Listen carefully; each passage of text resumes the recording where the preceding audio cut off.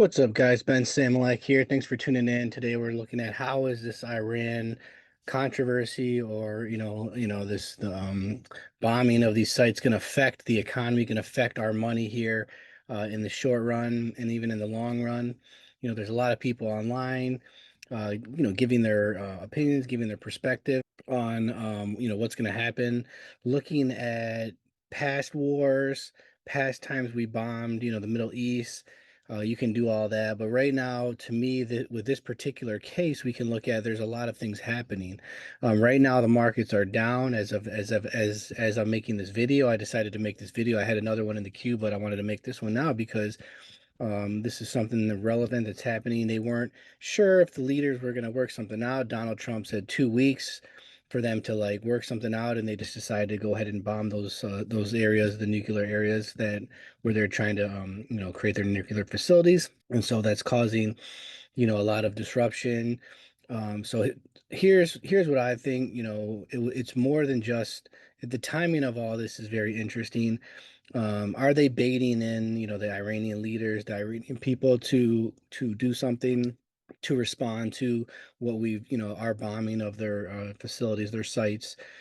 Just like I was feeling like, during January 6th, when those guys were protesting the election, they didn't like that during the middle of the night, all those ballots came in from mail-in ballots and people were mad. There was a million people that were protesting peacefully. And then all of a sudden there was, what we believe now and have been told potentially different people from different groups baiting them to come in, and once they enter the Capitol building, that changed things for the powers that be to want to look into the corruption or what happened, to look into the election if there was any issues. So they just kind of let it go through, and Biden became president. So they know how to use these situations when they want something to happen and kind of bait in this Iranian leader. Right now, the bond market, the housing markets is weak. A lot of the sectors are weak. The bond market, has been doing very unstable, and so just so people can understand the bond market, we sell bonds, the U.S. Government, and they give you interest. So it's like if you borrow money from your friend and tell them I'm going to give you, 2% later on or 5% when I pay you back. So the government does the same thing. They issue bonds. So they're borrowing money. People buy our bonds and we pay them back plus interest later on. And they use the money that they get from the bond sales to fund roads and to fund schools and to fund the military and to fund, to service our debt. So at a certain point, we have been getting people have been getting less and less, trusting of our economy and of our government. So less people are buying our bonds, right? The bond sales have been down. So what they have to do, they have to raise the interest rates at which they sell those bonds, so more people, make it more attractive. Because if we don't sell bonds, we don't have money to fund the government, to fund the debt, to fund all the different projects in the government. And that's a bad thing for our economy. When people start to lose faith in the dollar or lose faith in our economy, they don't want to buy our bonds. They don't know if we're going to pay them back later on. And, recently, not only have people not been buying our bonds, they've been selling our bonds. They've been getting rid of them because, they just are starting to like not trust the US government. Like we used to be the strongest, the most trustworthy. So our bonds were like gold. So everybody would buy our bonds, right? But recently, the last I don't know if it's last been a couple of years, but especially the last year, and recent bond auctions have been very weak. So that just shows that, everything is pointing to instability with the tariffs that Trump, said he was going to do that weaken things. The bond market's weak. Everything's weak. So how convenient that, Iran is being baited in to do something to retaliate against what we did. And when they do, like shut down the Strait of Hormuz, which they're saying they're going to do, that could really hurt us. That could cause gas prices to skyrocket. Oil will go up, then gas will go up. Then because of that, trucks, the trucking industry that has to pay, buy that gas to put in their trucks to have the goods and services go back and forth through the country, that's going to go up. So goods and services go up. People start to get a little, when gas prices go up. I remember in 2008, gas prices went up to like $5, and that's when it was like the eventually, like, as they went up, I remember they were like the auto dealers were saying, like, "We'll sell you a car and lock in $5 gas for the next year or 2." And people were doing that because they were worried about just gas prices kept going up.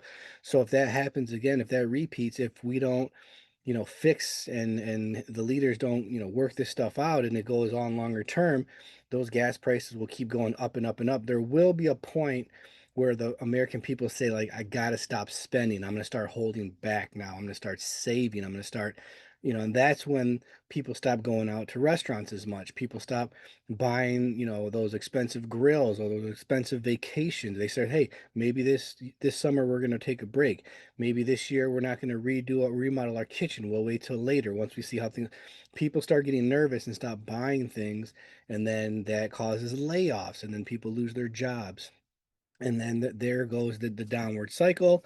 People start, wanting to take their, this is when they say when you buy dollars, when the dollar becomes strong. What does that mean? All that means is you people who have assets, who have their money in other things, they start selling those things. They start selling their properties, they start selling their stocks, they start selling their bonds, they start selling things to hold cash because they believe, okay, if I have cash, it's more liquid.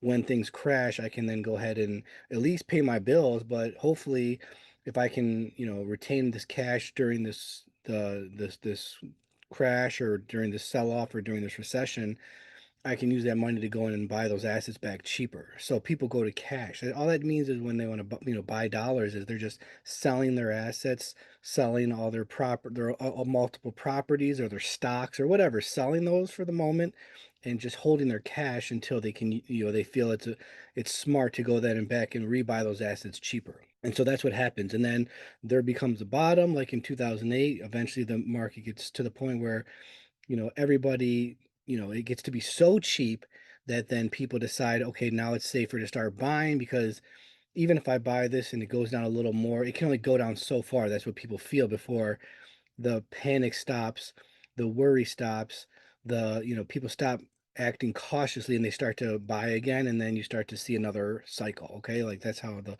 you look at the US, the S&P 500, it just kind of has been going up and down like this for the last 100 years, right?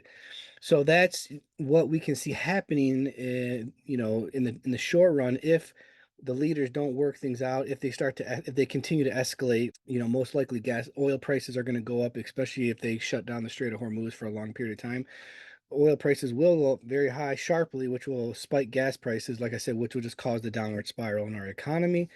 And if people continue to not buy our bonds, or if they have to raise interest rates to get people to buy our bonds so they have money to fund the government and fund the different projects, pay the government salaries, then that's like that can hurt us too. Interest rates, home to buy a home will be even more than 6-7% what it is now. It might go up to 10 or 12 or 15%.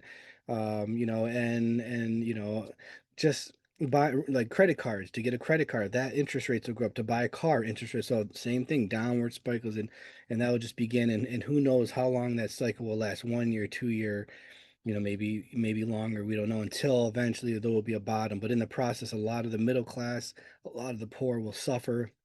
Usually the rich have enough money to wait it out, and like I said, even to come back in and take advantage of those cycles. The middle class and the poor are the ones who really will suffer in this. So let's pray that things can get worked out sooner than later.